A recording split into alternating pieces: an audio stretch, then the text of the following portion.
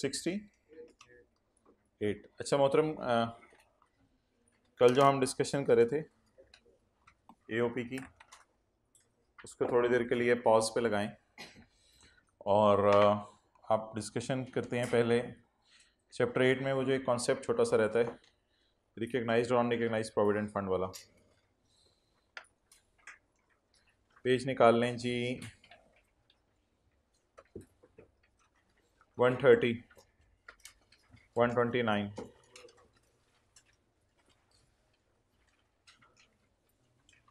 129।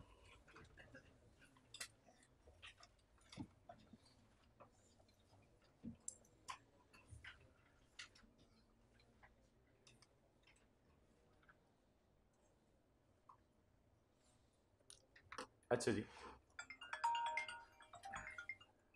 Pause करना। अच्छा जी,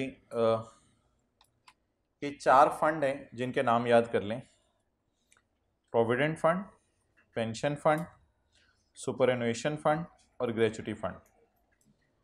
इसमें से 3 नाम तो हमने पढ़े हुए हैं, प्रोविडेंट, पेंशन और ग्रेच्युटी, और सुपरएनुएशन फंड जो है वो आपके लिए एक नया नाम है। अच्छा जी, अब कॉन्सेप्ट कुछ ऐसे है कि अगर कभी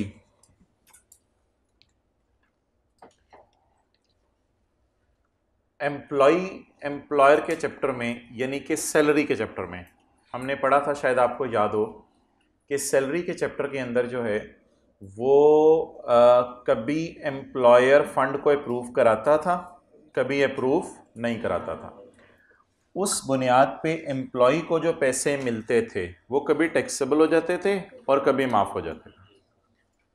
लेकिन आज हमारी ये डिस्कशन एम्प्लॉय के एंगल से नहीं है, आज हमारी ये डिस्कशन एम्प्लॉयर के एंगल से है। एम्प्लॉयर अगर प्रोविडेंट फंड को रिकग्नाइज करवाए या ना करवाए, उस बुनियाद पर हम डिसीजन लेंगे कि एम्प्लॉयर के एतबार से क्या ये डिडक्शन अलाउड है या नॉट अलाउड है। उसमें पहली बात तो वो ये करता है, सुपरएनुएशन फंड क्या होता है इस बात को आप इग्नोर कर दें, ये कोई आपको जानना जरूरी नहीं, इन्हीं तरह का कुछ होता है। अच्छा, पहली बात तो ये कंट्रीब्यूशन का क्या मतलब है, वो आपसे जो है वो मेरे भाई डिस्कस हो चुका हुआ है पहले कई दफ़ा, कि घर वाले जैसे घर में पेटी रख के लेके रख देते हैं कि ये पेटी जो है इसमें जहेज़ के बर्तन डाले जाएंगे, इस पेटी में जहेज़ के कपड़े डाले जाएंगे, इस पेटी के अंदर जहेज़ का जेवर डाला जाएगा। वो छोटी वाली पेटी होती है वो पेटी। अच्छा, तो ये चीज़ें कंट्रीब्यूट की जा रही होती हैं ताकि शादी के वक्त दे दी जा सकें। सिमिलरली जब एम्प्लॉय आता है एम्प्लॉयर के पास, तो एम्प्लॉयर एम्प्लॉय के लिए पैसे अलग करके रखना शुरू कर देता है ताकि जब एंड पे वो रिटायर हो तो एम्प्लॉयर उसको वो पैसे दे दे। ये कंट्रीब्यूशन खर्चे के तौर पे माइनस करने की बिजनेस में इजाजत है या नहीं, क्योंकि एम्प्लॉय के लिए तो ये इनकम होंगी जब मिलेंगी, एम्प्लॉयर के लिए ये चीजें खर्चा होंगी। उसमें लॉ मेकर कहते हैं कि अगर ये फंड वगैरह कमिश्नर ने अप्रूव नहीं कराए हुए, तो ऊपर से मिला के पढ़ें, फॉलोइंग डिडक्शंस विल, अगर ये चारों फंड कमिश्नर ने अप्रूव नहीं कराए, कमिश्नर से एम्प्लॉयर ने अप्रूव नहीं कराए, तो एम्प्लॉयर को सजा क्या मिलेगी कि ये खर्चे माइनस करने की इजाजत। इससे एक रूल क्या निकला, इफ दीज 4 फंड्स आर, बोलें, आर रिकग्नाइज्ड या अप्रूव्ड, देन कौन सा वाला होगा, ही वाला, then deduction will be allowed, then deduction will be allowed. इससे ये इंप्लाइड निकलेगा ना, तो इंप्लाइड मतलब ये निकलेगा। अगर अनरिकग्नाइज वाला नॉट अलाउड है, बोले ना, तो रिकग्नाइज वाला अलाउड है। मैं बोलता हूं जरा आप भी साथ बोलिएगा, अगर अनरिकग्नाइज वाला तो फिर रिकग्नाइज वाला अलाउड है। नोट कर लें, लेकिन लिखना जरूरी है इसको। तो खोलो ना हाथ, लिखना शुरू करो। नहीं, कहां लिखा है, साथ साथ लिख रहे थे। आई मिसअंडरस्टूड।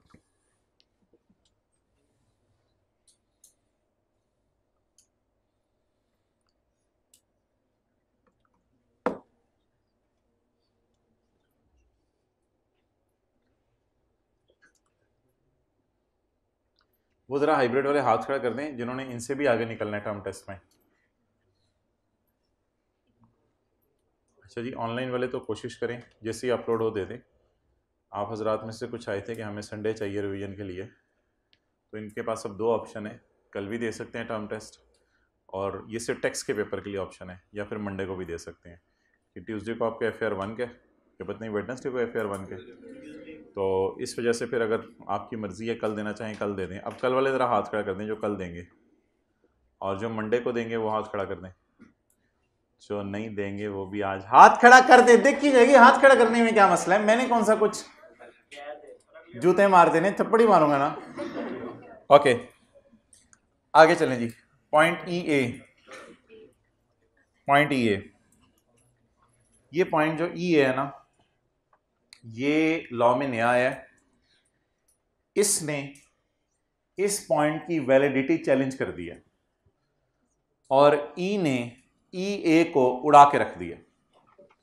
ई ए कहते हैं कि अगर आप ई पढ़ के हमने क्या नतीजा निकाला था कि नॉट रिकॉग्नाइज वाला नॉट अलाउड, रिकॉग्नाइज वाला अलाउड। ई ए इस दफा लॉ में आया, उसने कहा sorry,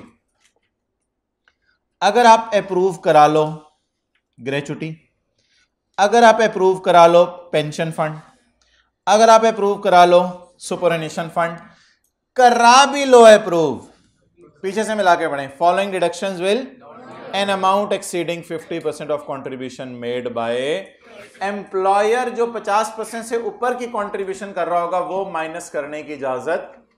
now there is a contradiction between point E and E A. E saying अगर अप्रूव्ड है तो अलाउड है, ई ए सेइंग के 50% तक अलाउड है अप्रूव्ड वाला और 50% तक, पॉइंट ई कह रहे हैं 100% अलाउड है और ई ए कह रहे हैं 50% अलाउड है। ये मेरी वाली ब्लैक लाइन पढ़ें, पॉइंट ई कह रहे हैं 100% अलाउड है और ई ए क्या कह रहे हैं। अब ये कॉन्ट्राडिक्शन, छोटी से पॉइंट में एक चीज तो रिमूव कर दें क्योंकि एक पॉइंट इसमें नहीं है, प्रोविडेंट फंड, तो प्रोविडेंट फंड पे तो शायद ऊपर वाला ही लग जाए, लेकिन बाकी 3 फंड्स के बारे में एक रूल डिफरेंट सा बना दिया इसने। अब अगर हम इसको अपनी सिंपलिसिटी के लिए आसान करें तो बात कुछ ऐसे बनेगी। फंड कितने किस्म के हो सकते हैं? 2 किस्म के, रिकॉग्नाइज्ड और अनरिकॉग्नाइज्ड। रिकॉग्नाइज्ड या अप्रूव्ड, इसमें अगर प्रोविडेंट फंड है तो वो फुली अलाउड है। प्रोविडेंट फंड बोलें क्या है? Fully allowed. कौन सा? Provident fund. एम्प्लॉयर ने एम्प्लॉय के लिए प्रोविडेंट फंड के पैसे अलग करके रखे हुए हैं। और 50% अलाउड एंड 50% नॉट अलाउड। कौन कौन सा? पेंशन, ग्रेचुटी और सुपर एनुएशन कोई चीज है, सुपर एनुएशन फंड। ठीक है जी, तो अब समरी ये बने, प्रोविडेंट फंड अगर रिकॉग्नाइज करा लें आप हुकूमत से तो हुकूमत खुश होगी, एम्प्लॉयर को प्रोविडेंट फंड की पेटी में जो भी पैसे एम्प्लॉयर डाल रहे हैं माइनस करने की इजाजत है, लेकिन बाकी 3 फंड्स फुली माइनस करने की इजाजत है या आधे माइनस करने की इजाजत है। अनरिकॉग्नाइज के बारे में भी एक छोटी सी एक्सप्लेनेशन है, वो भी मैं लिखवाता हूं, नोट कर लें।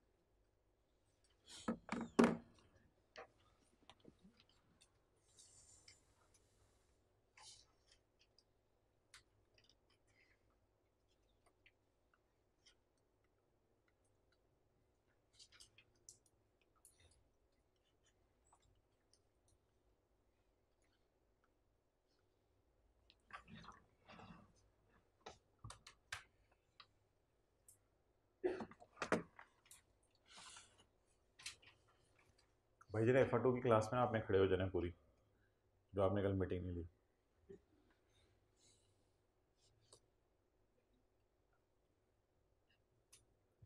जी माशाल्लाह, इतनी भी लेट आ सकता है कोई।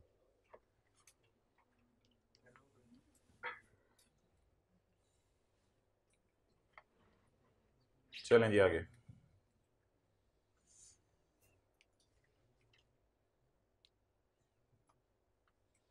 जी पॉइंट F पढ़ते हैं।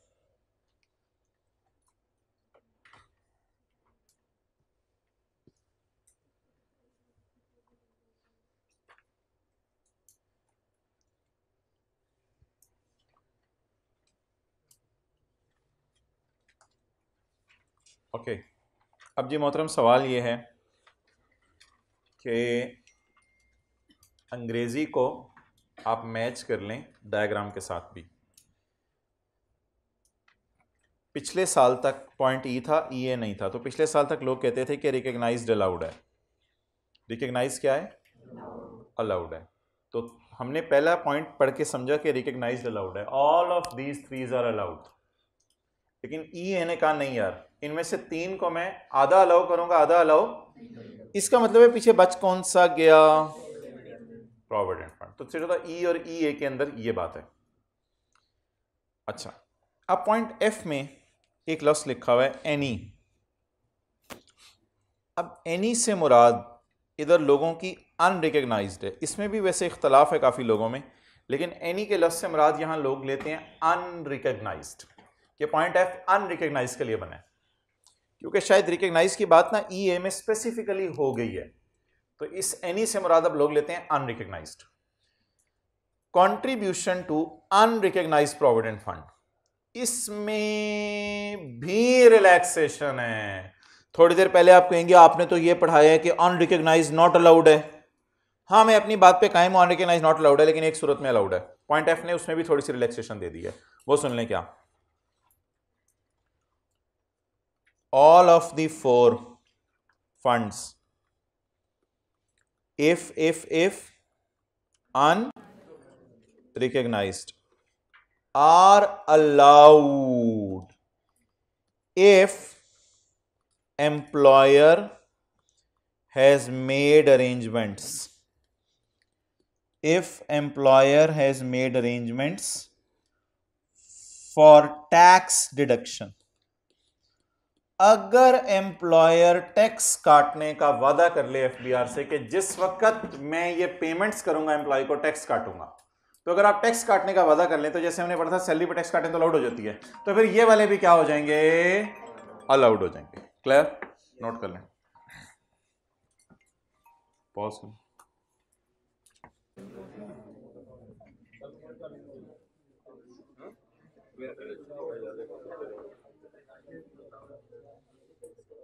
Okay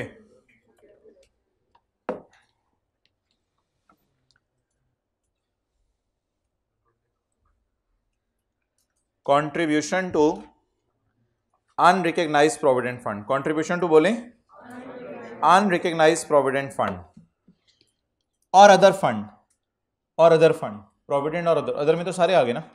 contribution to unrecognised provident fund और other fund established for the benefit of, जाहिर बात है फंड एम्प्लॉयज के बेनिफिट के लिए एस्टेब्लिश होते हैं और किस लिए एस्टेब्लिश होते हैं, लेकिन कब नॉट अलाउड है और कब अलाउड है?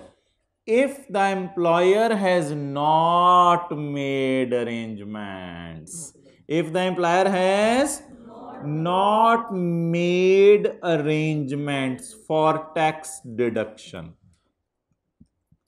लिखें फॉर टैक्स डिडक्शन।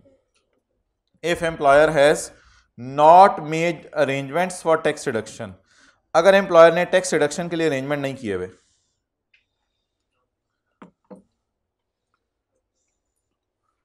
तो अगर अरेंजमेंट नहीं किए हुए तो, लेकिन अगर अरेंजमेंट कर ले तो अलाउड। ओके इस इंग्लिश को एक दफा पढ़ लें जरा। कंट्रीब्यूशन टू अनरिकग्नाइज्ड फंड्स, इस तरह घर में पढ़ना है, contribution to unrecognised funds if the employer has made, नहीं, if the employer has not made arrangement for tax deduction. Tax deduct कब होता है? जिस वक्त उसको पेमेंट दी जाती है रिटायरमेंट के टाइम पे, रिटायरमेंट के टाइम पे जब उसको पेमेंट दी जाती है उस वक्त अगर टैक्स डिडक्ट आप करने का वादा कर लें तो फिर बहुत अच्छी बात है, लेकिन अगर टैक्स ना काटे सैलरी से तो फिर क्या हो जाएगा, नॉट अलाउड। हाँ, अनरिकग्नाइज में 100% है। असल में अनरिकग्नाइज में कोई 50% वाला सिनेरियो नहीं है। तो इस वक्त लोग ये भी कह रहे हैं कि अनरिकग्नाइज रखना करंट लॉ में शायद ज़्यादा बेहतर है, लॉ ने ये ईए डाल के कुछ गलती कर दी है। बहरहाल इस पॉइंट पे भी बड़ी बहस चल रही है, इसलिए इस पॉइंट को बस हमने समराइज़ कर लिया। तो थोड़ा सा आपको ना हल्का सा ज़रा टफ टाइम मिलेगा घर में जब आप इस डायग्राम को और अंग्रेजी को कंपेयर करेंगे। डायग्राम समझना तो आसान है, that is not an issue. Diagram और अंग्रेजी को कंपेयर करेंगे, थोड़ा सा टफ टाइम मिलेगा। तो डायग्राम और अंग्रेजी को जरा मैच कर लेते हैं। पॉइंट ई क्या कहते हैं कि रिकग्नाइज वाले चारों माइनस करने की, लेकिन ई ये कहते हैं कि 3 रिकग्नाइज वाले भी 50% माइनस करो, तो बाकी रिकग्नाइज वाले 100% माइनस कर लो। इसका मतलब है फिर 3 को आप 50% माइनस कर दें, बाकियों को 100% माइनस कर दें। अगला पॉइंट ये कहता है कि एनी से मुराद है अनरिकग्नाइज्ड। अनरिकग्नाइज्ड पूरे के पूरे माइनस करने की इजाजत है। एक शर्त पूरी कर दो कि जिस वक्त हम उनको पेमेंट करेंगे टैक्स काट लेंगे। अगर टैक्स काटने के अरेंजमेंट हो गया तो 100% अनरिकग्नाइज्ड माइनस करने की इजाजत है। अच्छा जी, एक सवाल जो कल के डिस्कशन में आया था चैप्टर 18 में, उसको अभी मैंने डिस्कस नहीं करना था, इसको छोड़ देना चाहिए आपको भी। इसमें ना एक लॉस आ रहा था, कमीशन टाइप भी एक एडजस्टमेंट थी, वो फिर कभी क्लास में कर लेंगे, उससे बेहतर एडजस्टमेंट्स कर लेंगे क्लास में। कल जो जूम मीटिंग हुई है, ऑनलाइन वाले हजरात ये वो अटेंड कर लें। इसके साथ ही मैंने एक छोटा सा पार्ट अपलोड किया हुआ है, पहले वो अटेंड कर लें। बेशक इस लेक्चर को पॉज कर अटेंड कर लें, बाद में कर लें, कोई मसला नहीं। इसमें ना एक लॉस आ रहा था,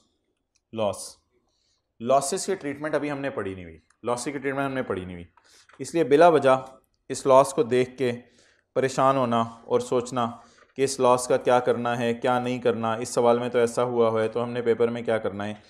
अब लॉसेस का चैप्टर हमने पढ़ा ही नहीं तो फिर मैं आपको बताऊं क्या कि इसको क्या करना है और क्या नहीं करना।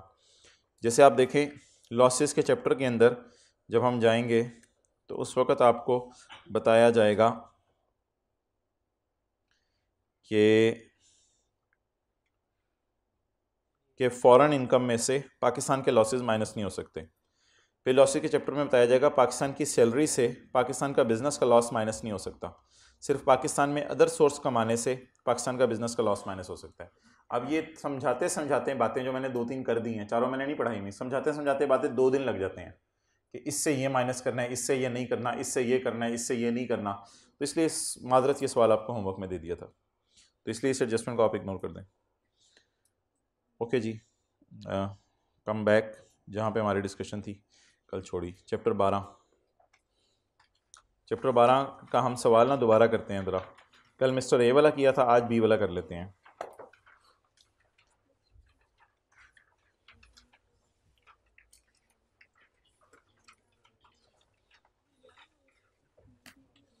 क्वेश्चन 1,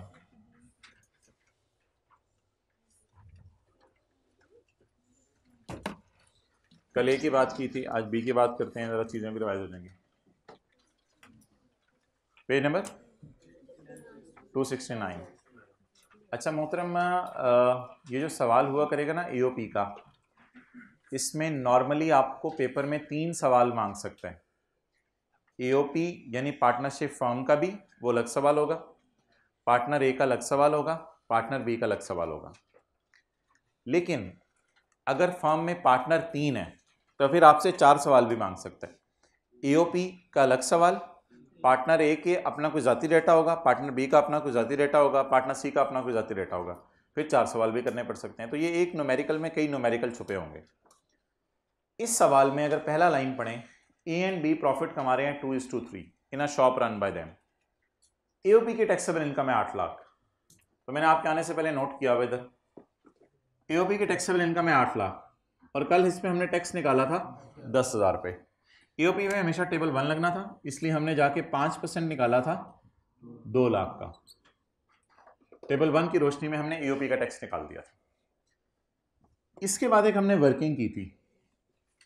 हमने वर्किंग ये की थी कि हमने कहा था एओपी ने कमाया 8 लाख, उस 8 लाख में से 3,20,000 मिस्टर ए को दे दिया था और 4,80,000 मिस्टर बी को दे दिया था। अब आज मिस्टर बी का न्यूमेरिकल सॉल्व करते हैं।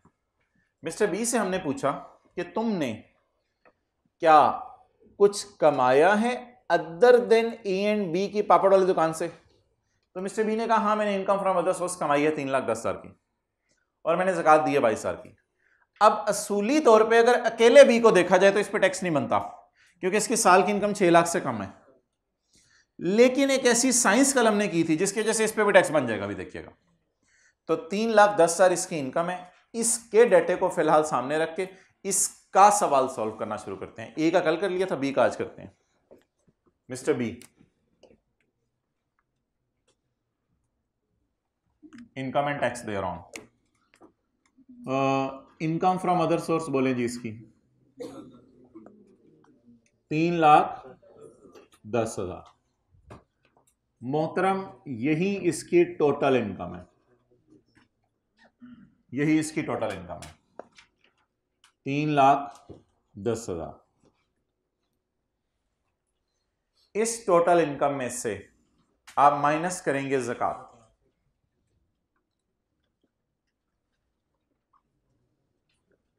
जी 22,000। ये देखो भाई, इधर हाथ से मिटाने से कुछ नहीं होता साइम भाई, ये मैं उनको बताना चाह रहा था जी। इधर ज़कात कितनी होगी? 22,000। अब बताएं मोहतरम कि इसकी टैक्सेबल इनकम कितनी हो गई? 2,88,000, 2,88,000। अब this is less than 6 lakh और हमारी आदत ये होती है कि टैक्सेबल इनकम को डबल अंडरलाइन करके चैप्टर 4 में जाके टैक्स निकालें। लेकिन जब कोई पार्टनर किसी फर्म के अंदर पार्टनर हो और जाती इनकम भी कमा रहा हो तो आप टैक्सेबल इनकम 2 दफा निकाला करेंगे। अब आप इसके मुंह पे टेप लगा देंगे। टेप लगा के आप ये देखेंगे कि इसने एओपी से कितना कमाया। एओपी से कितना कमाया? इसको अब आपने ऐड करना है, share from AOP, that is 4,80,000। Next, ये वाहिद ऐसा सवाल हुआ करेगा एओपी के पार्टनर का। एओपी के सवाल में कुछ नहीं करना, एओपी के पार्टनर का सवाल। ये वाहिद ऐसा सवाल हुआ करेगा जिसमें टैक्सेबल इनकम 2 बार निकलेगी जी। 768,000। अब ये ज्यादा वाली इनकम है और ये कम वाली इनकम है। ये ज्यादा वाली इनकम है और ये कम वाली इनकम है, यानी टैक्सेबल इनकम हमने कितनी दफा निकाली? 2 दफा। अब डबल अंडरलाइन लगाने का मतलब ये है कि चैप्टर 4 पे जाने का टाइम आ गया।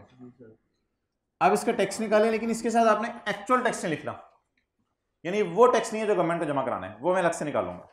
इसका एक्चुअल टैक्स निकालेंगे। 768 पे 75% लगाएं, 768 पे 75% लगाएं और 75% लगा के सैलरी से कंपेयर करें तो सैलरी कम, बिल्कुल। इसके लिए जरूर चेक करना है कि टेबल 1 है या 2 है, क्योंकि ये तो मिस्टर ए है, इसके लिए मिस्टर बी है। इसके लिए चेक नहीं करना कि टेबल 1 या 2। एओपी हमेशा टेबल 1 के मुताबिक टैक्स देगी, उसके पार्टनर 1 या 2 के मुताबिक टैक्स देंगे। अच्छा जी, 768,000 को अगर आप जाके टेबल 1 लगाएं तो जवाब बताएं। 5% ऑफ 168,000, 8400। ये ज्यादा वाली इनकम पे टैक्स निकाला है या कम वाली इनकम पे? ज्यादा वाली इनकम पे। तो ये आ गया ज्यादा वाली इनकम पे ज्यादा वाला टैक्स। अब हमने वो टैक्स मालूम करना है जो इसने गवर्नमेंट को जमा कराना है। इसके लिए हम एक लफ्ज लिखा करेंगे actual tax. Actual tax, tape हटा दे मुंह से। 8400 अगर तुम्हारा टैक्स बन रहा है 768,000 पे, तो मुझे बताओ कि तुम चाहते क्या हो कि किस इनकम पे टैक्स दूं? कहते हैं मैं तो चाहता हूं कि कम वाली इनकम पे टैक्स दूं। कितना? 288,000 3150। अब हम इस सवाल में टैक्स क्रेडिट भी डालने लगे हैं ताकि चैरिटी का टैक्स इसको माफ करें, लेकिन पहले यहां तक नोट कर लें, ये कल वाला काम है सारा।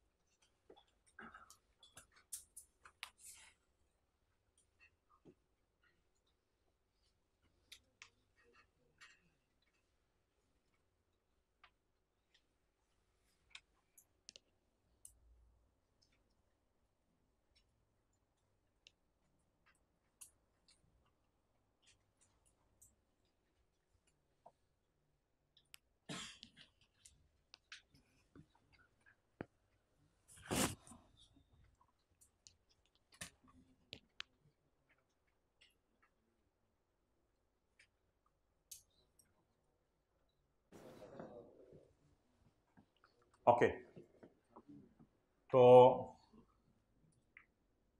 ज्यादा वाली इनकम पे ज्यादा वाला टैक्स, कम वाली इनकम पर कम वाला टैक्स।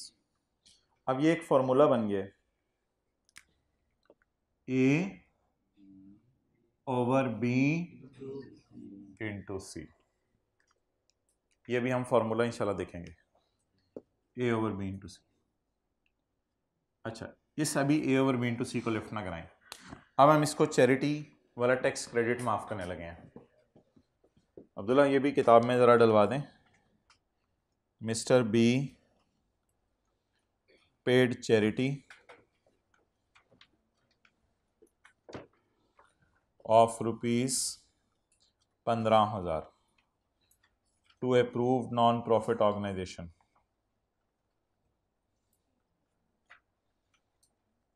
नॉन प्रॉफिट ऑर्गेनाइजेशन की जगह हम लिख सकते हैं एनपीओ, पता नहीं आपको समझ आए ना आए, नॉन प्रॉफिट ऑर्गेनाइजेशन।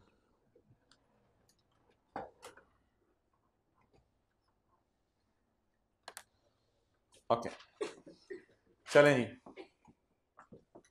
अब हम इसको टैक्स क्रेडिट देने लगे हैं। Less tax credit under section 61 is equal to A over B into C. Again we are facing the same challenge. The challenge here is कि अब टैक्स आपको दो नजर आ रहे हैं। एक आपको अंदर वाले कॉलम में ज्यादा वाला टैक्स नजर आ रहा है 8400, एक आपको बाहर वाले कॉलम में कम वाला टैक्स नजर आ रहा है। एंड अगेन बी में भी वही दो चैलेंज है, एक आपको ज्यादा वाली इनकम नजर आ रही है 768,000 और एक आपको कम वाली इनकम नजर आ रही है 288,000। तो अब सवाल यह है कि यहां पे ए और बी क्या लें, तो उसमें लॉ ही गाइडेंस देगा, हम अपनी तरफ से कुछ नहीं करेंगे। तो अल्लाह का शुक्र है ए और बी में लॉ ने गाइडेंस दी हुई है। लॉ कहता है ए और बी आपने ज्यादा वाला लेना है। असूली तौर पे कैलकुलेशन चल रही होती है तो हमें आदत है ये फिगर उठाने की, लेकिन लॉ कहता है ज्यादा वाला लेना है। ये टैक्स क्रेडिट वाला A over B into C है, 8400 divided by and C is lower of G donation 15,000 या 30% ऑफ टैक्सेबल इनकम। अब अगेन आके एक और चैलेंज खड़ा हो गया कि ये टैक्सेबल इनकम कौन सी वाली लेनी है, जो 30% जिसका लगाना है सी में।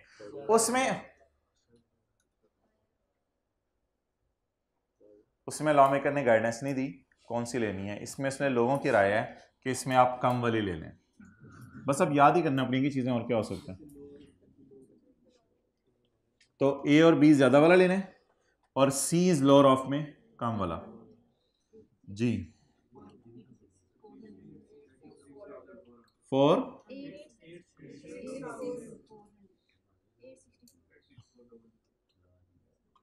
ओके, इन दोनों में से लोअर 15,000 नोट कर।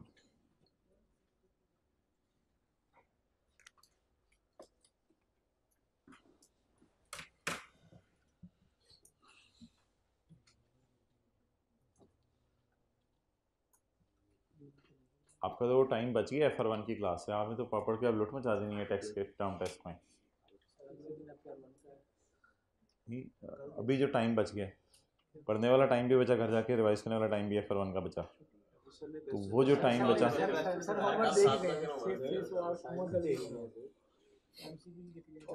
ओके। अच्छा जी, आप बता दें A over B into C क्या जवाब आ रहा है? 164।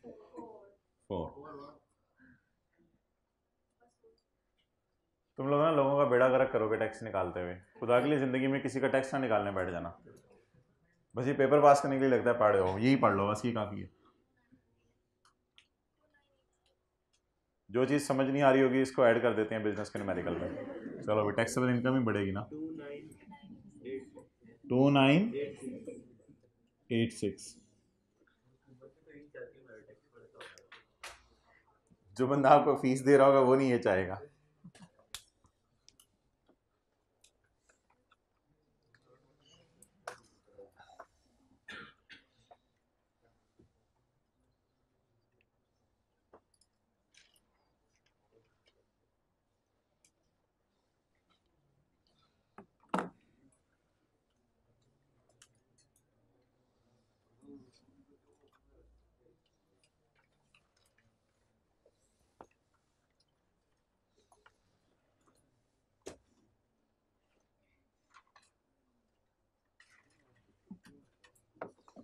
ओके अब इसको इंग्लिश में ज़रा पढ़ लें चीज़ों को।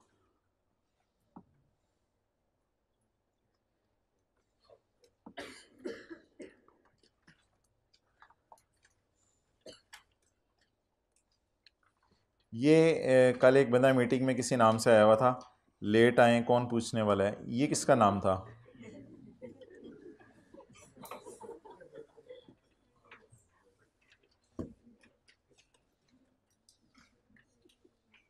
और एक चीचू की मलियां भी आया हुआ था।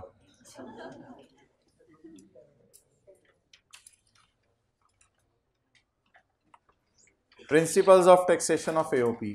भाई ये पता नहीं, मुझे समझ नहीं आती, आप लोग फैकल्टी रूम में सवाल पूछने क्यों नहीं आते? कल आप लोग मीटिंग में कह रहे थे पता नहीं डर लगता है। फैकल्टी रूम के बाहर हमने को खड़े किए हुए बंदे खड़े किए हुए हैं जो डराते हैं अंदर नहीं जाना। वो ये आया होता है, अक्सर आया होता है। आप principles of taxation of AOP को टैक्स लगाने के बुनियादी असूल, पेज नंबर कल तक इंशाल्लाह मिल जाएगा, page 248। An AOP shall be liable to pay tax separately from the partners. An AOP shall be liable to pay tax separately from the partners. Partners अलग टैक्स देंगे, पार्टनर मुंह उधर करके टैक्स देंगे, AOP मुंह इधर करके टैक्स देगी। AOP shall be liable to pay tax separately from the partners. And where the AOP has paid the tax, and where the AOP has paid the tax, आगे इधर ही देखें, the amount received by partner of income of AOP, मेरे पे यकीन कर लें, इधर देखें, the amount received by partner from income of AOP shall be exempt from tax. ये अमाउंट एग्जेम्प्ट होगी, कहते हैं इस पे आपने टैक्स दोबारा नहीं देना, ये अमाउंट एग्जेम्प्ट होगी। लेकिन ये exemption is not like agriculture, वरना तो फिर हम इसको ऐड करके लेस करते दोबारा, तो is it not like agriculture, ये अजीब सी एग्जेम्पशन है। ये एग्जेम्पशन टैक्सेबल इनकम को बढ़ा देती है for rate purpose, for rate बढ़ा देती है। आपको पता है वैसे तो 2,88,000 रुपए टैक्स ही नहीं बनता, 6 लाख से कम है 288,000, लेकिन इसने 288 को पकड़ा और 480 ने 288 को पकड़ के ऐसे जंगल में जाके फेंका जहां शेर ही शेर है। हालांकि 288 खुद 6 लाख से कम है, लेकिन इसने इसको पकड़ के इतना मारा कि ये बात 6 लाख से ऊपर खुद ही पहुंच गई। तो ये कुछ 480 ऐसा रोल प्ले करता है कि 288 की भी चीखें निकल जाती हैं। तो इंग्लिश का फिक्रा जरा याद कर लें। An AOP is liable to pay tax separately from the partners and where the AOP has paid the tax, और जब एओपी टैक्स देके फारग हो जाए 10,000 का, the amount received by partner out of income of AOP shall be exempt from tax. लेकिन ये exemption उस तरह की नहीं है जिस तरह की हमने पढ़ी थी पहले। याद करें फिक्रा, an AOP shall be liable to pay tax separately. इस तरह घर में रजिस्टर को आपने प्यार प्यार कर रहे होने, घर वाले परेशान हो जाए। An AOP shall be liable to pay tax separately from the member and where the AOP has paid the tax, and where the AOP has the amount derived by partner from AOP is exempt from tax। और फिर आपने replay करना है।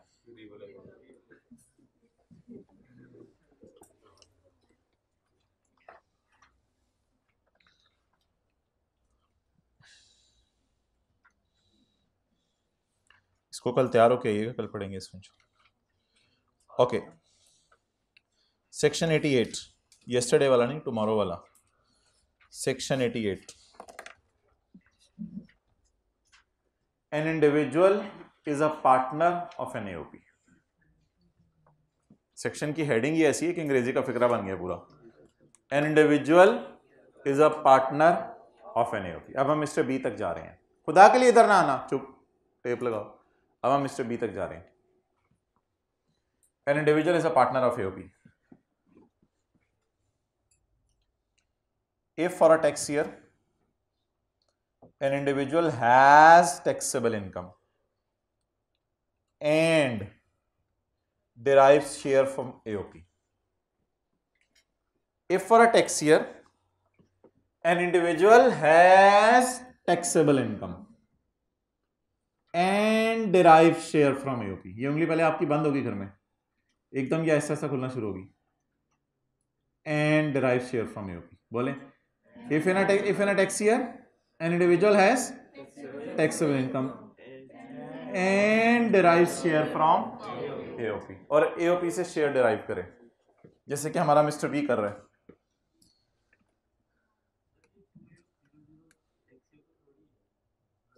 उसकी आम हालात वाली taxable तो यही होती थी।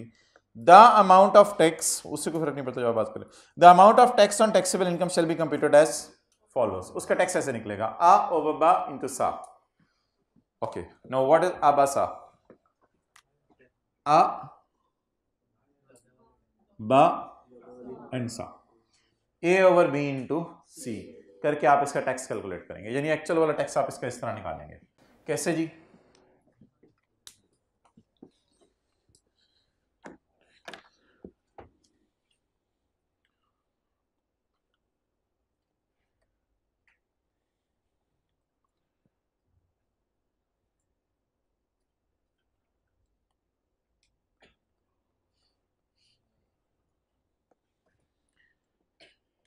A is the tax, assume amount from AOP, assume amount from AOP is chargeable.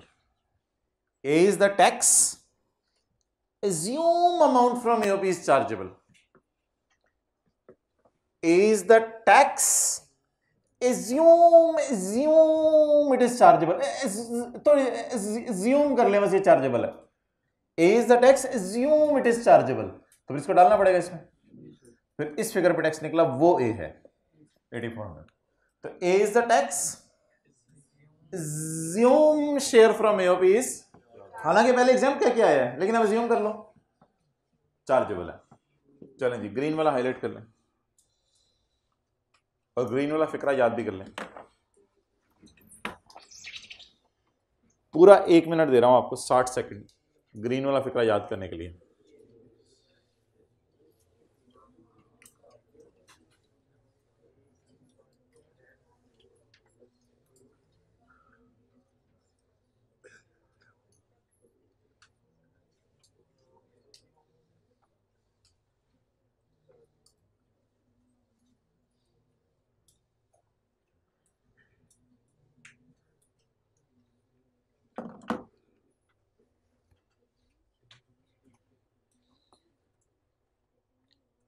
A is the tax, assume amount from AOP is chargeable, हालांकि एग्जाम क्या है उसमें।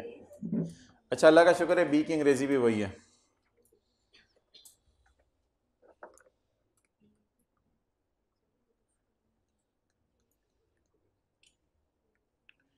B is the taxable income. Assume amount from AOP is chargeable. As it is वही वाली अंग्रेजी है, highlight कर लो।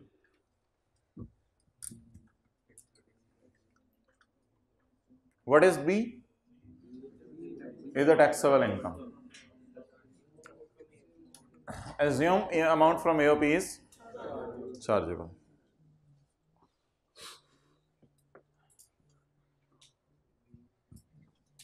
देखें इधर,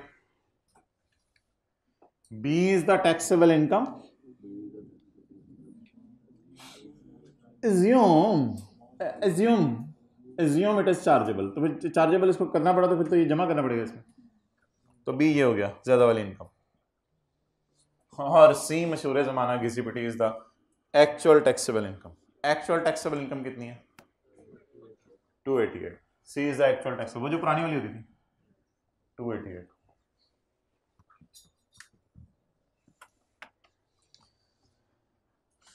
जी ए कितने? 84 और बी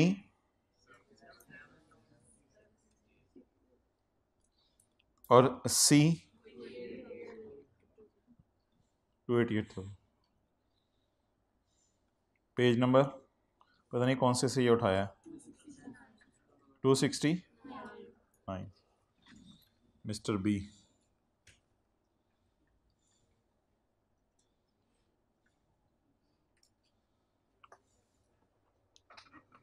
ज़बानी याद करें इस ग्रीन वाले को बार बार। A is the tax, assume amount from AOP is chargeable, and B is the taxable income, assume amount from AOP is chargeable, C is the actual taxable income.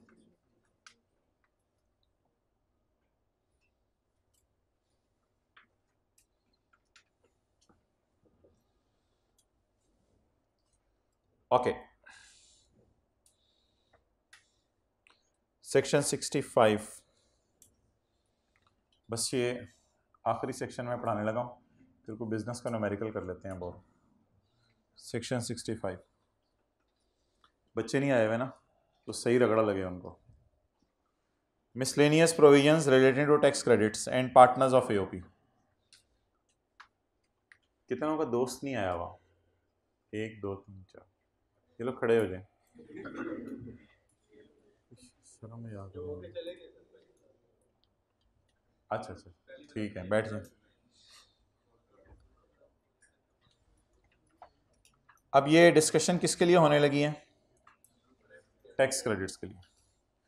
Where the partner entitle to a, where a person यानी mister B entitle to a is a partner of an, the following shall apply. तो where the person who is a partner of an AOP, following shall apply. Component A of the formula in section 61, charity वाला component A of the formula in section 61 is, अंग्रेजी वही वाली, अंग्रेजी वही वाली। इस अंग्रेजी को मैं करवाने लगा हूं 100% वही वाली, ताकि घर जाके कोई अलग से काम ना करना पड़े। Exempt share from AOP. अब देखते हैं इंग्लिश वही वाली बन रही है नहीं। A is the tax, assume share from AOP were chargeable. बस वो इंग्लिश आपने याद करनी है, पेपर में वही लिख देनी है। बस एग्जाम की जगह बेशक शेयर फ्रॉम एओपी लिख दीजिएगा, कोई मसला नहीं। अंग्रेजी वही वाली होगी, जो ऊपर याद करनी है वो नीचे चलानी है, और जो नीचे याद कर ली उसको ऊपर चला देना है।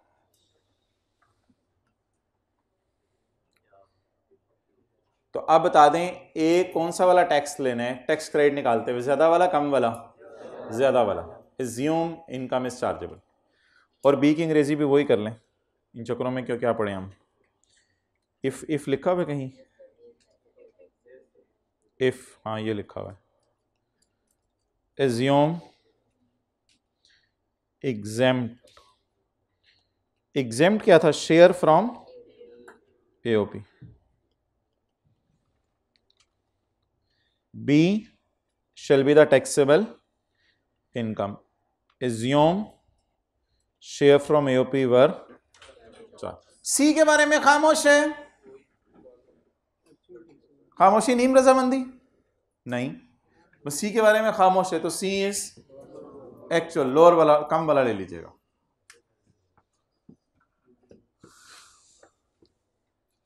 ये कॉन्सेप्ट्स खराब करने के लिए आप बैठे हुए हो।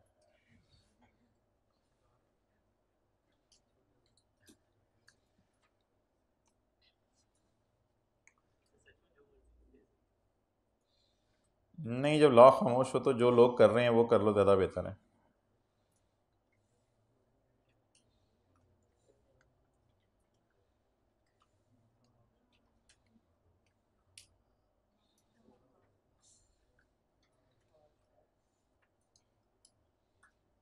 पहले एक जनरल रूल पढ़ें, धमाका बाद में। जनरल रूल, ये पढ़ाने की ज़रूरत नहीं है, ये पहले ही ऑलरेडी पढ़ा हुआ है, कोई 10 दफ़ा पढ़ा हुआ है हमने। सेक्शन 61 से 63 का जो टैक्स क्रेडिट होता है, अगर वो माइनस ना हो सके तो रिफंड नहीं होता, कैरी फॉरवर्ड नहीं होता, और पिछले साल कैरी बैक नहीं होता। तो ये हमने पढ़ा हुआ है। ये सेक्शन 61 वाले टैक्स क्रेडिट के लिए भी है, और ये फॉरेन टैक्स क्रेडिट के लिए भी है, कि ना रिफंड होते हैं, ना अगले साल माइनस होते हैं, ना पिछले साल जाके माइनस होते हैं। ये जनरल रूल है।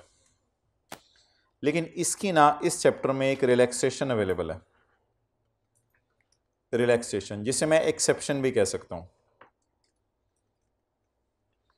तो जनरल रूल क्या है, जो टैक्स क्रेडिट माइनस नहीं हो सका उसे डेड कर दें।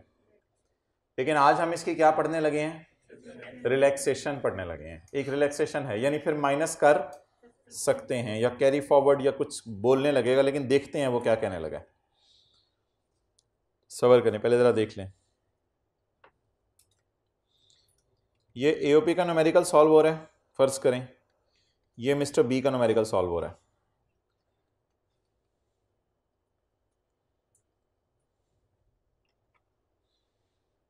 एओपी का टैक्स है 7, नहीं बी का टैक्स है 7 और एओपी का टैक्स है 10। एओपी को टैक्स क्रेडिट मिला अंडर सेक्शन 61 9 रुपए का। जनरल रूल है कि -2 रिफंड नहीं होगा, अगले साल माइनस नहीं होगा, पिछले साल माइनस नहीं होगा। लेकिन एक बहुत बड़ी रिलैक्सेशन मिलने लगी है, वो ये है कि ये -2 एओपी माइनस कर ले। ये -2 कौन माइनस कर ले, ये ना कहिएगा कि यहां 9 लिखा हो तो वहां 2 क्यों ले गए, थोड़ी सी अकल लगा लें। 7 - 9 2 बचा था, 2 वहां जाके माइनस कर दें। ये आप लेस करेंगे टैक्स क्रेडिट ऑफ पार्टनर, बहुत बड़ा बेनिफिट है। पार्टनर का टैक्स क्रेडिट कौन माइनस कर रहा है, लेकिन कौन सा वाला, सारा नहीं करना, जितना वो माइनस नहीं कर सका। लेकिन इसके लिए एक शर्त है, इन दोनों ने आपस में निकाह एग्रीमेंट करना है, इन दोनों ने आपस में एग्रीमेंट करना है। मिस्टर बी ने कहना है एओपी मैं आपके लिए तोहफा लाया हूं, एओपी ने कहना है हाँ मैं ये तोहफा लेती हूं। तो इनके लिए आपस में एग्रीमेंट अगर कर लें ये, तो बहुत बड़ा बेनिफिट है। ए का टैक्स क्रेडिट कौन माइनस कर लेगा, वाइस वर्सा नहीं है कि अगर एओपी माइनस नहीं कर सकेगी तो बी माइनस कर ले, इस तरह कुछ नहीं है। चलो नोट करो, स्वेटर कहाँ गया कल वाला, वो जबरदस्त था। चलो करो नोट।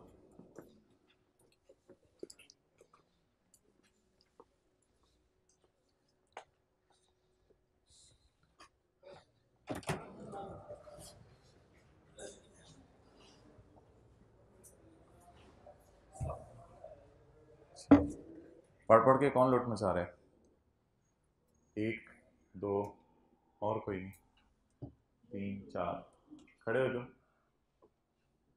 टर्नओवर की डेफिनेशन सुनाओ, खड़े हो जाओ खड़े हो जाओ, टर्नओवर की डेफिनेशन सुनाओ। और कौन पढ़ पढ़ के लूट मचा रहा है,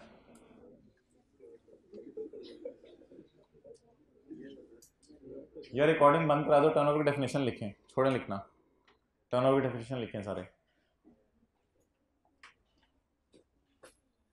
बंद कराओ यार रिकॉर्डिंग। भाई तूने पूरी लिख ली होगी, दिखा।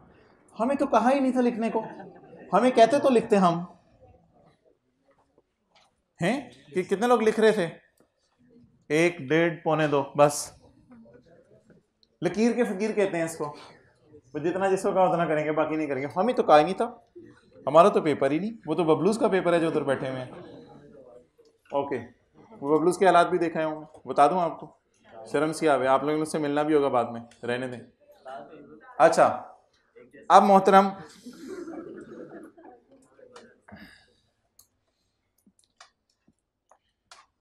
Where the person is a partner of an AOP, जहां एक बंदा एओपी का क्या है? एनी एक्सेस क्रेडिट, एक्सेस कितने? 2, any excess credit may be minus by AOP. Claim का मतलब minus, may be minus by AOP. For availing this benefit, ये फायदा लेने के लिए क्या करना पड़ेगा? निकाह करें आपस में। The partner and the AOP should agree, ये दोनों आपस में एग्री करें। इन राइटिंग, गवाहों की मौजूदगी जरूरी नहीं, in writing. And agreement must भी जमा कराया जाएगा एओपी की रिटर्न के साथ। एओपी की रिटर्न के साथ क्या जमा कराया जाएगा? एग्रीमेंट। वैसे इसमें लगे हाथों मिस्टर ए को भी फायदा हो गया, ये तो बी था ना, ए को भी फायदा हो गया, उसको भी थोड़ा टैक्स माफ हो गया, क्योंकि ओवरऑल तो टैक्स एओपी को माफ हुआ है ना। चलें छोड़ें इस बात को। तो इस बेनिफिट के लेने के लिए पार्टनर और एओपी को क्या करना चाहिए? आपस में एग्री करना चाहिए। दूसरी शर्त, एओपी अपनी रिटर्न के साथ ये मुआहिदा जमा करवाएगी, ये मुआहिदा जमा करवाएगी, फिर इजाजत मिलेगी, वरना इजाजत नहीं मिलेगी। ठीक है जी, इट्स ओवर। अब वो निकाल लें इसी चैप्टर में, न्यूमेरिकल, पेज 277।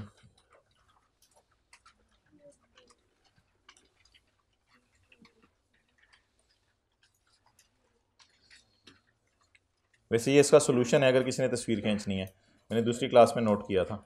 एहतियातन ऐसे ही ज़रा तस्वीर खींच ले, फिर मैं इसको मिटा देता हूँ, सॉल्व करना शुरू करते हैं। पेज कौन सा है? 277। एंड पे असल में आप लोग निकल रहे होते हैं ना, तो उस वक्त कोई तस्वीर नहीं खींचने देता।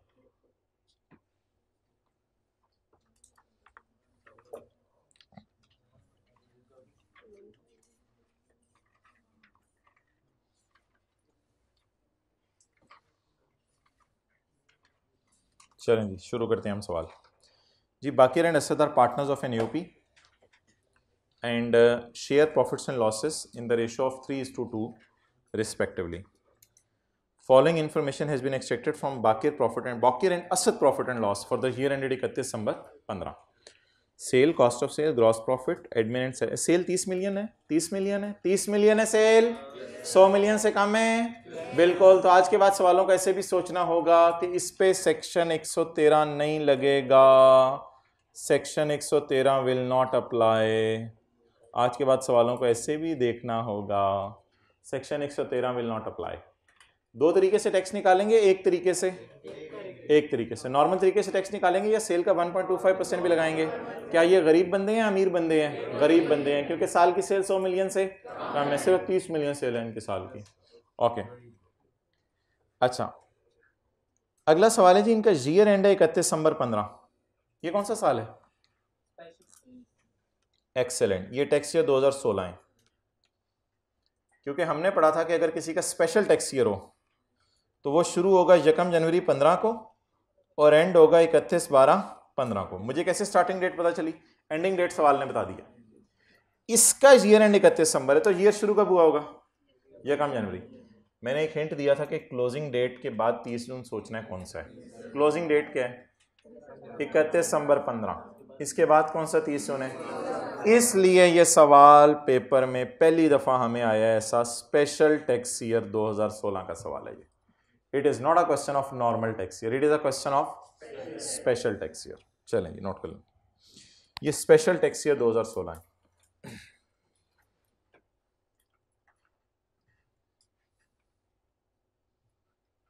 शायद इस अटेम्प्ट में कोई ओवर एफिशिएंट बच्चे थे, उन्होंने पढ़ा कि ये डाटा 15 का है और रिक्वायरमेंट 16 के साल की है, तो वो नोट दिया है कि requirement is of 16 and data is of 15, so no need to solve. लेकिन रिक्वायरमेंट में 16 से मुराद है, टैक्स ईयर 16 का न्यूमेरिकल सॉल्व करना है। अच्छा ये ना कल कल सवाल में ना जो डेटा दिया हुआ था वो एओपी की बिजनेस इनकम उसने दी हुई थी। ये देखें, कल के सवाल में एओपी की बिजनेस इनकम उसने दी हुई थी।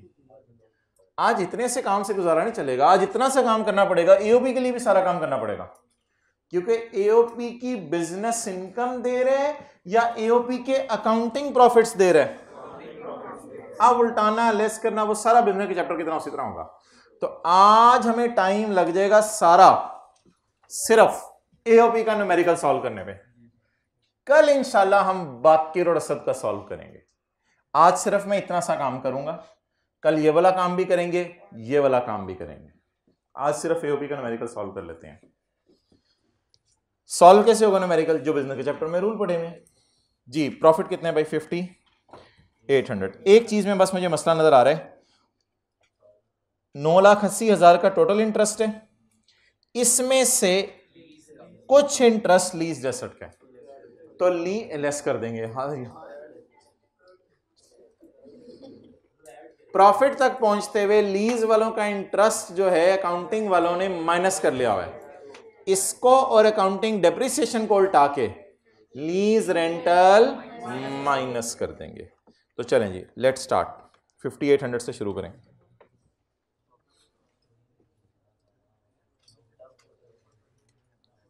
वर्किंग वन, अगले सफ़े से पहला सफ़ा छोड़ दें। इनकम फ्रॉम बिजनेस एओपी की बताएं जी। प्रॉफिट कितना है? 50 रुपीज़ इन 1000। इसमें कुछ चीज़ें ऐड होंगी और कुछ चीज़ें लेस होंगी। इंटरेस्ट ऑन लीज बोलें जी। छोड़ें, ओ यार आप लोग छोड़ो करें, आ जाए करें, बड़ी बात है। पेज 462 नहीं, फिगर है 462। Interest on lease 462, interest on lease. Accounting depreciation और इंटरेस्ट उल्टा के रेंटल हमने माइनस करने हैं। अब तो ये बात इतनी है कि रात को ख्वाब में भी कई दफ़ा आ जाती है, अकाउंटिंग डेप्रिसिएशन इंटरेस्ट उल्टा के रेंटल माइनस कर दो। इसमें ये बात इतनी दफ़ा इसलिए करनी पड़ी है कि आपने अकाउंटिंग नहीं पढ़ी हुई लीज की। एडिशनल इंफॉर्मेशन, खर्चों में पड़ी है एक चीज़ें, एक बार याद रखिएगा। कल भी मैंने ऐसी डिस्कशन में लाइन खींची थी ऐसे, कल जो टेस्ट की डिस्कशन हमने की है, तो खर्चों में ये खर्चा पड़ा हुआ है, तो जाहिर बात है फिर प्रॉफिट तक पहुंचते हुए माइनस हो चुका हुआ है। Provision for slow moving stock, अच्छा एक बात याद रखिएगा, provision for doubtful debt minus करने की इजाज़त इस वजह से नहीं है कि वो एक अंदाज़ा है, इसी तरह ये भी एक अंदाज़ा है। प्रोविजन अंदाज़ा है कि स्टॉक गल सड़ गया, अंदाजे टैक्स वाले में माइनस नहीं करने देते। इस बुनियाद पर अकाउंटिंग वालों ने माइनस कर लिया है, टैक्स वाले कहेंगे हम आपको माइनस नहीं करने देंगे, तो नॉट अलाउड को सजा देने के लिए फिर ऐड करें ताकि प्रॉफिट बढ़े और टैक्स आपका बढ़े। तो प्रोविजन फॉर डाउटफुल डेट जैसे नॉट अलाउड है, वैसे ही ये वाली प्रोविजन भी नॉट अलाउड है जी। अमाउंट 75, इसकी जगह कोई एक्चुअल स्टॉक जला होता वो फिर शायद माइनस करने की इजाजत होती, लेकिन ये तो अंदाजा है, अभी सिर्फ अंदाजे नहीं माइनस करना देता। जल्दी करें ना, जल्दी करें, क्या some are not noting it down।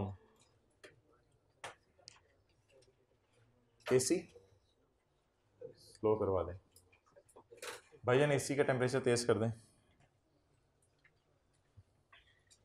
आगे जी, यार खर्चों में एक खर्चा पड़ा हुआ है 2,60,000 का किराया है कोई। ये किराया मोमिन गुड्स ट्रांसपोर्ट कंपनी को हमने दिया है, लेकिन ये पेमेंट कैश में हो गई है। तो हमने इनकम फ्रॉम बिजनेस के चैप्टर में सेक्शन 21 में जाके ये पढ़ा था कि पॉइंट एल में पेज नंबर 130 पे कि बिजली के बिल और फ्रेट वगैरह कैश में पे करने की इजाज़त है। आ जाए, इसलिए ये ख़र्चा कैश में पे हो गया, कोई मसला नहीं, ना इसका टोटल देखना है ना इसकी इंडिविजुअल पेमेंट्स देखनी है, बस ये ख़र्चा अलाउड है। तो हमने माइनस कर लिया हुआ था, टैक्स वाले कहेंगे अच्छा किया आपने माइनस कर लिया, हमें इस पर एतराज़ नहीं है, तो फ्रेट अलाउड है।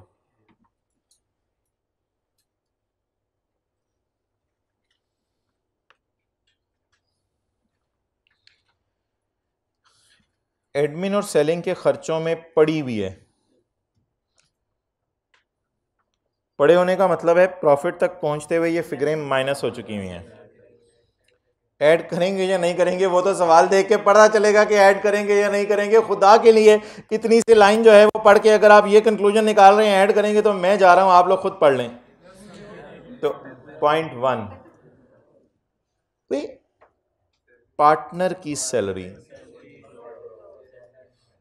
पार्टनर का बोनस, पार्टनर का सर्फ एक्सल।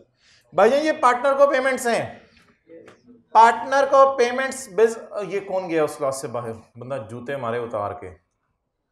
अच्छा हील वाले मंगवा लेते हैं। अच्छा अब मोहतरम सवाल ये होगा कि पार्टनर को की गई पेमेंट्स बिजनेस का खर्चा नहीं है। ये मैंने आपको कहा था चैप्टर 12 में पढ़ाऊंगा, और जिंदगी ने देखे हमारा साथ दिया। मैं पढ़ा रहा हूं और आप पढ़ रहे हैं। ये देखें चैप्टर 12 में हमने कहा था कि पॉइंट जे को पढ़ेंगे। Any interest, any brokerage, any commission, any salary, any remuneration, कोई भी पैसे paid by the partnership firm to the partner. Partnership firm partner को जो मर्जी पैसे पे करे, ये बिजनेस का खर्चा नहीं है। वाजे उसने लिखा हुआ है सैलरीज के बारे में, बाकी चीजों के बारे में वाजे। कोई भी पार्टनरशिप फर्म अपने पार्टनर को पेमेंट कर दे तो ये ओनर है बिजनेस के, एम्प्लॉइज नहीं है, तो इनको दी गई पेमेंट्स बिजनेस का खर्चा नहीं हो सकती। तो सेक्शन 21 कहता है नॉट अलाउड है, और हमारा सवाल कहता है मैंने खर्चे में डाल दिया है। सेक्शन 21 कहता है नॉट अलाउड है, हमारा सवाल कहता है मैंने खर्चे में डाल दिया है, तो प्रॉफिट तक माइनस हो चुका हुआ है। टैक्स वाले कहेंगे माइनस करने की इजाज़त नहीं है, तो इसको ऐड कर दो। ये जो पार्टनर को पेमेंट्स है ना, इसे मैं डिफरेंट कलर की बॉल पॉइंट से नोट करने लगा हूँ। द रीज़न इसके साथ कुछ करना है कल, इसलिए पूरी रो में देखें कोई डिफरेंट कलर की कोई पेंसिल है। सैलरी बताएं जी बाकिर की,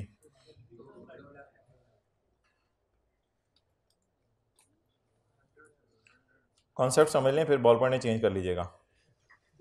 100 है बाकिर की, और असद की सैलरी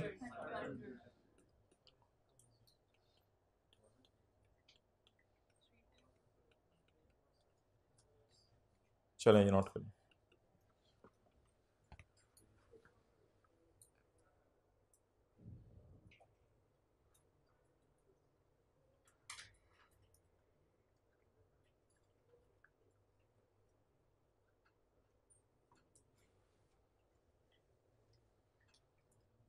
इस गए गुजरे ज़माने में आपको नेक दोस्त की सोहबत मिल जाना बहुत बड़ी बात है, बहुत बड़ी।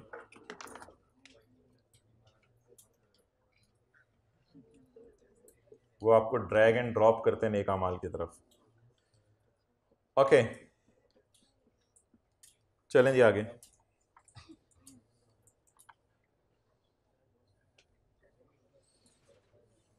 Point number 3, a man is known by the company he keeps। चलें जी पॉइंट 3 पढ़ें। अकाउंटिंग वालों की डेप्रिसिएशन है 6 लाख रुपया। मोबाइल तो बाद में भी इस्तेमाल हो सकते हैं, पहले एडजस्टमेंट पढ़ लेते हैं। अकाउंटिंग वालों की डेप्रिसिएशन कितनी है? 6 लाख रुपया। It relates to a car acquired on lease on साल का पहला दिन फॉर 3 मिलियन। अच्छा ये गाड़ी की कॉस्ट को अभी ऐसा इसको ना सवाल से काट दें, इसका कुछ एक इसकी भी छोटी सी डिस्कशन है वो मैं फिर कभी करूँगा, इसको ज़रा काट दें सवाल से, ऐसे डिलीट कर दें। अकाउंटिंग डेप्रिसिएशन बोलें जी कितनी है? 6 lakh. It relates to a car acquired on lease, ये लीज वाली गाड़ी की अकाउंटिंग डेप्रिसिएशन है। शुक्र है इंटरेस्ट हम पहले ही ऐड कर चुके हैं, इसने साथ ही लगे हाथों हमें डेप्रिसिएशन भी दे दी।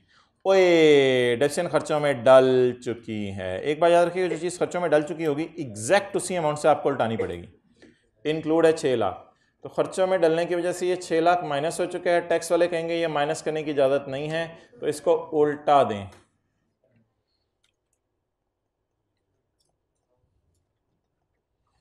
अकाउंटिंग वालों की डेप्रिसिएशन 6 लाख, तो अकाउंटिंग वालों की डेप्रिसिएशन और अकाउंटिंग वालों का इंटरेस्ट उल्टा कर माइनस कर देंगे हम रेंटल। ये मैंने ग्रीन हाइलाइटर से आपको लीज की एडजस्टमेंट शो कर दी। अकाउंटिंग वालों का इंटरेस्ट और अकाउंटिंग वालों के डेप्रिसिएशन उल्टा के हम माइनस कर देंगे लीज रेंटल। लेस अब मैंने बना लिया ना, नीचे जगह नहीं है, इधर साइड पे ही मैंने बना लिया लेस, वरना अगर ऐसे करके फिर एंड पे लेस बनाना वो भी आपकी मर्जी है, आप लोग तो एंड पे ही बनाएंगे। ओके, अगली लाइन पढ़ें जी।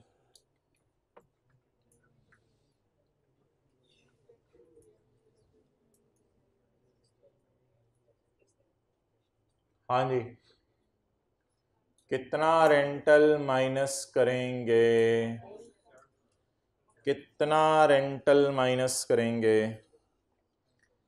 सेक्शन 28 से पूछ लेते हैं कितना रेंटल माइनस करेंगे। सेक्शन 28 कहते हैं कि लीज़ के बारे में मैं आपको बता दूं कि मैं आपको रेंटल माइनस करने दूंगा। सेक्शन 28 कहते हैं मैं आपको रेंटल माइनस करने दूंगा।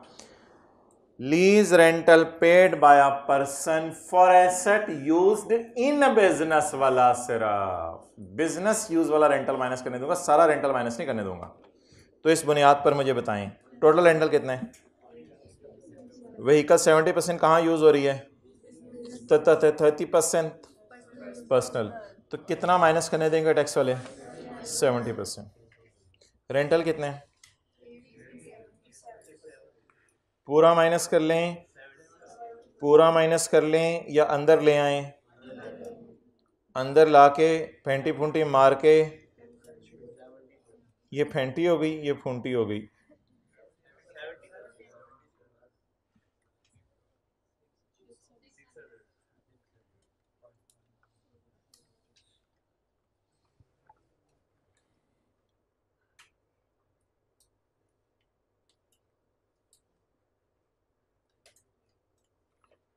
कुछ बच्चों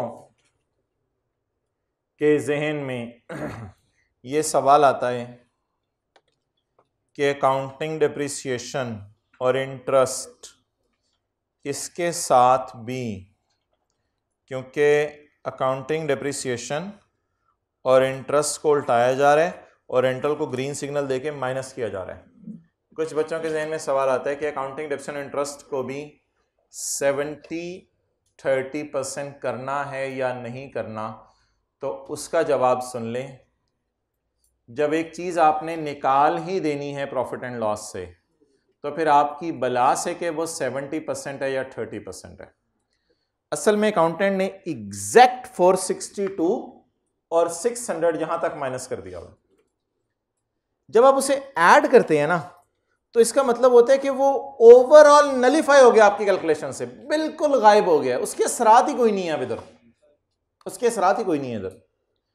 अब वो फिगर हमारी बला से कि अकाउंटेंट ने ये डेप्सियन 100% रिकॉर्ड की हुई थी या 70% डेप्सियन रिकॉर्ड की हुई थी, हमारी बला से कि अकाउंटेंट ने जितनी मर्जी डेप्सियन रिकॉर्ड की हुई थी, हमें उससे कोई फर्क नहीं पड़ा। जिस चीज को हमने निकाल ही देना है उसमें सोचने की जरूरत नहीं कि वो चीज कितनी थी, क्या थी, इसको तो निकाल के हमने डस्टबिन में फेंक देना है, इसमें टेंशन लेने की जरूरत नहीं है कितनी थी। जैसे बिरयानी की देग हो, अब उसके अंदर से आपने स्टार फिश ब्लैक वाली निकालनी हो, या बिरयानी के देग के अंदर खुदा ना खास्ता कोई हेयर चला जाए, बाल चला जाए, अब आपने उसको निकालना है। तो अब निकालते हुए ये ना सोचें वो 2 फुट के, 4 फुट के, 6 फुट के, बस जब निकाल ही देना है तो बात ही खत्म हुई। हाँ, आप जब बिरयानी के देग में आपने डालनी है टांग वाली बोटी अपने लिए अलग करके, तो वो जो बिरयानी में आपने बोटी डालनी है टांग वाली, उसको देखा जाएगा कि वो जो है वो टांग वाली है या गर्दन वाली है, वो डिपेंड करता है। इसलिए जो चीज आपने उल्टा देनी है तो उसमें यह ना सोचें कि अकाउंटेंट ने कितनी रिकॉर्ड की थी। जब मैं उल्टा ही रहा हूं सारी, तो अकाउंटेंट ने फिर गलत रिकॉर्ड की थी या सही रिकॉर्ड की थी। 100% भी अकाउंटेंट ने डेप्सियन रिकॉर्ड की हो तो मैं उल्टा ही रहा हूं, उसका इफेक्ट खत्म हो जाने। अगर अकाउंटेंट ने 70% डेप्सियन रिकॉर्ड की थी तो भी मैं उल्टा ही रहा हूं। उल्टाते हुए ज्यादा अकल नहीं लगानी, बस जो पढ़ी है उसको उल्टा देने। रिकॉर्ड करते हुए टैक्स रूल्स जहन में सोचने हैं। तो अगर ये 70% डेप्रिसिएशन है तो वो मैंने उल्टा दिया, 100% डेप्रिसिएशन है तो वो मैंने उल्टा दिया। यहाँ तक पहुँचते हुए बस 6 लाख माइनस हो चुका हुआ था, यहाँ तक पहुँचते हुए 6 लाख माइनस हो चुका हुआ था खर्चों में पड़े होने की वजह से। अब वो 6 लाख मेरी बुला से जितना मर्जी था, मैंने तो उल्टा ही दिया, एग्जैक्ट 600 माइनस हो चुका हुआ था, एग्जैक्ट 600 ऐड कर दिया, तो ओवरऑल इफेक्ट जीरो है इसका। अब वो सही था गलत था हमारी बुला से, मैंने तो उल्टा दिया उसको। आगे बढ़े।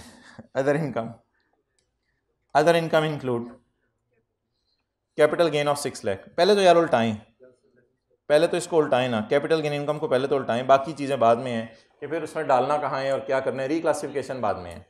हमने ये पढ़ा था बिजनेस के चैप्टर में रूल कि कई दफ़ा अदर इनकम में ऐसी इनकम्स पड़ी होती हैं जिन पे हमें गुस्सा चढ़ जाता है। Incomes that may be included in other income. Gain on shares. Step 1. Number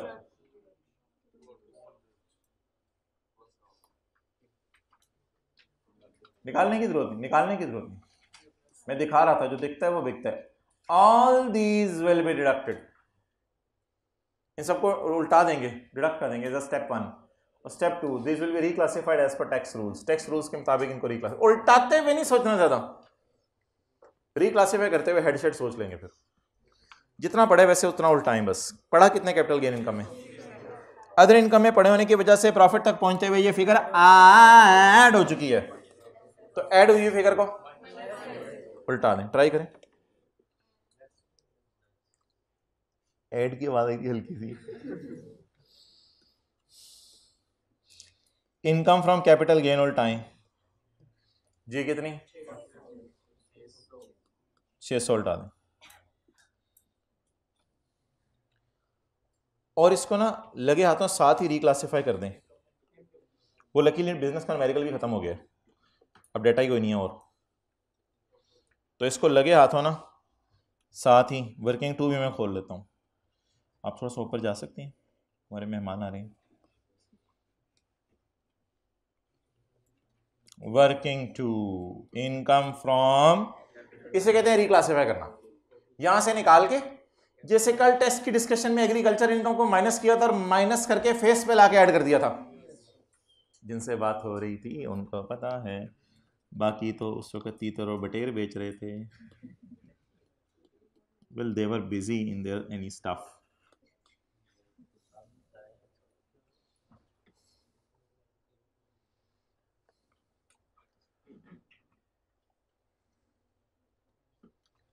calculator पकड़े, साथ वाले का टोटल्स कर लें। Hey man, where are you? Oh, came back. We were in search of you. 6437.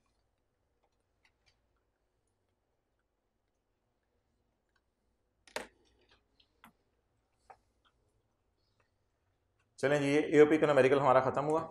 इसका टैक्स कैलकुलेट कर लें। Tax ये 6437 और 600 ने बड़ा तंग किया हमें। कल तो 6437 और 600 की जगह 8 लाख दिया हुआ था एज इट इज, तो कल तो ये एज इट इज दिया हुआ था, आज तो इस एओपी के न्यूमेरिकल नहीं जान लेनी। कैमरा उधर रखो,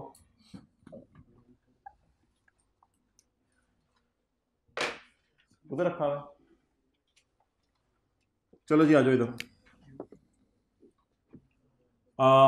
बाकिर एंड असद एओपी, ये हो गई heading.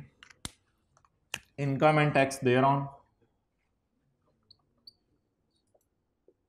Income and tax thereon, tax year 2016, special tax year, special tax year. जी बताएं जी, इनकम फ्रॉम बिजनेस कितनी है? Rupees in 1000, 6437। Income from capital gain, separate block नहीं, पर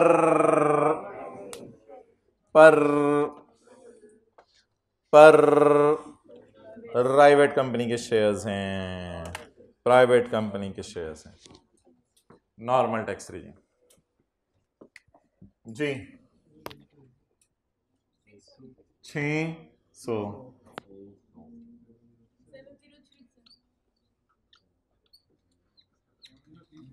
मोहतरम थोड़ी सी प्रोसेसिंग स्लो हो गई ज़रा आपकी, हम पहुंच चुके थे तब, और मैंने आपको बताना था ट्रांसपोजिशन एरर क्या होती है और उसको सही कैसे करते हैं। 7037। अच्छा जी, आप बता दें जी, टेबल 1 लगा के इस पे टैक्स कितना बनता है। ऐसे देख रहे हैं जैसे खुद बाहर निकलेगा। टेबल 1 में आखिरी सीरियल लगेगा, इस पे 6 मिलियन से ज़्यादा कमा रहा है ये। 1330 प्लस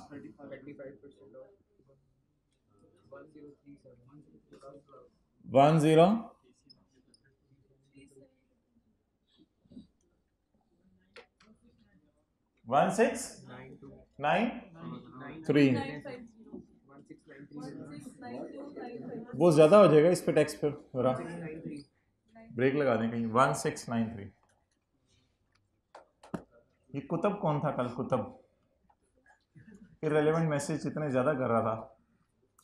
खाना कब शुरू होगा, मीटिंग कब ख़त्म होगी, खाना कब शुरू होगा। कुतब, चलो खैर है। 1693 क्लियर। अब मोहतरम ये किसका न्यूमेरिकल सॉल्व हो गया? एओपी का। कल किसका सॉल्व होगा? बाकिर का और असद का, अगर डाटा दिया हुआ बाकिर का और असद का सॉल्व होगा। अच्छा, अब आप मुझे ये तो नोट कर लें।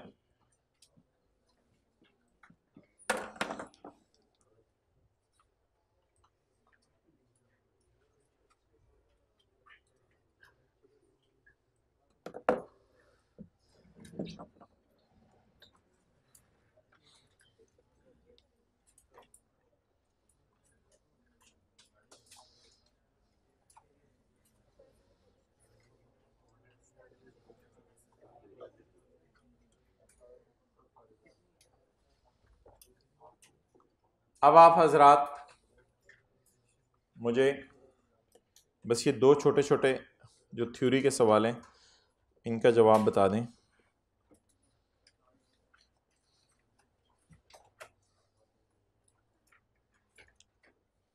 Page 251,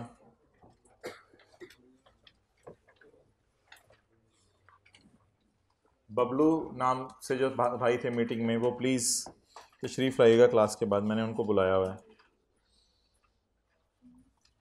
question number 3, briefly discuss the provisions of income tax ordinance 2001 in respect of following situation. Farhan received 960 as his share from AOP. ये जो 960 है ना, देखें इधर, ये कोई इस टाइप की चीज़ है जैसे 480 था, ठीक है जी। तो फरहान ने 960 लिया as a share from, he also earn income from other source, ये इसकी जाती इनकम होगी। He also earn income from other source, इसने अदर सोर्स टाइप भी कोई चीज खुद कमाई है, खुद अदर सोर्स कमाई है और एओपी से शेयर मिला है। खुद अदर सोर्स कमाई है और एओपी से शेयर मिला है। अच्छा, अब अगला सवाल, अगला सवाल मेरा ये है आपसे,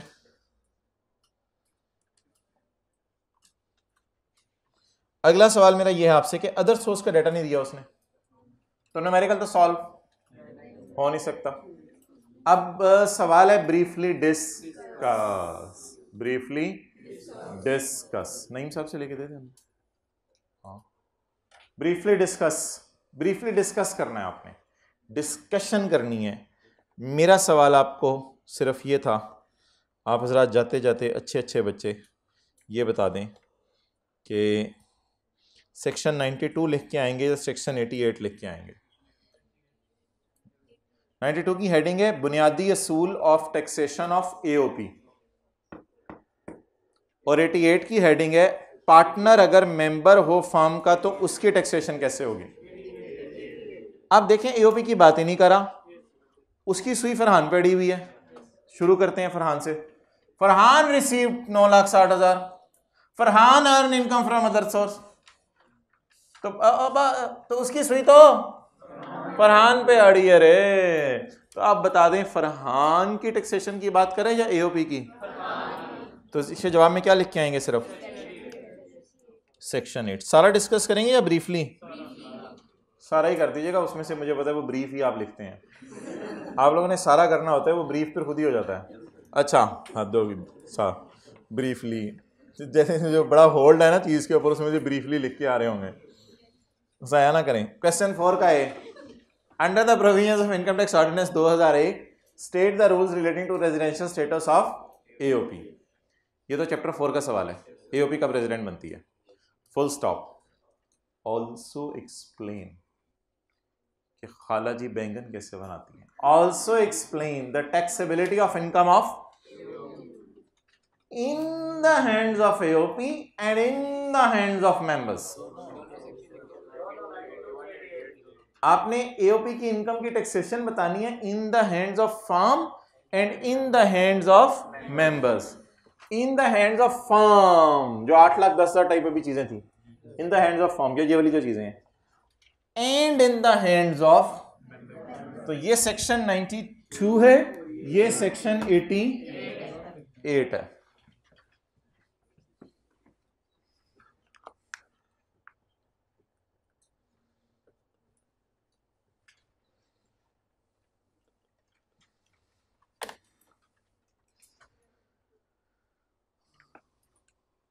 आज पीयू ले जाएं साथ वाले को, ग्राउंड पे बिठा के ना पंजाब यूनिवर्सिटी में पढ़ाएं उसको, पढ़ता रहे पढ़ पढ़ के लुट मचा दें। करीबी मस्जिदें भी हैं, तो नमाज के लिए भी चले जाएं, तो लुट मचा दें यार। ये कोई किसी तरह दिसंबर जनवरी फरवरी मोबाइल को ना, मैं आपको सीरियसली बताऊं, इसको ना आप लोग ये पकड़ के ना फेंक दें, मोबाइल फेंक दें, फारग कर दें, इसको फारग कर दें, बिल्कुल फारग कर दें, इस जान छुड़ा लें, इससे जान छुड़ा लें। मैंने नीचे वाली चीज़ छुड़ाई थी, आप ऊपर वाली चीज़ से जान छुड़ा लें, ठीक है? आप मेरे से भी आगे जाएं, लकीर के फ़कीर ना बने। अच्छा चलें, अब कुछ बंदे चाहिए मुझे, कम से कम कुछ 10 बंदे चाहिए इधर से और 5-5 हाइब्रिड से, जो मोबाइल की कुर्बानी दें, 2-2.5 महीने मोबाइल की कुर्बानी दें, पक्के बंदे, पक्के, फिर आएंगे नहीं बात से, मैं सीरियसली, बंदे पूरे करें। 10 इधर से खड़े हो जाएं, 10 यू आर सॉरी, 10 बंदे, 10, एक मोबाइल आ गया, एक मोबाइल, एक 10 पूरे करें, 10, 2 मोबाइल हो गए, 2 मोबाइल हो गए, 3 रिकॉर्डिंग ऑफ कर दो, 4 कैलकुलेट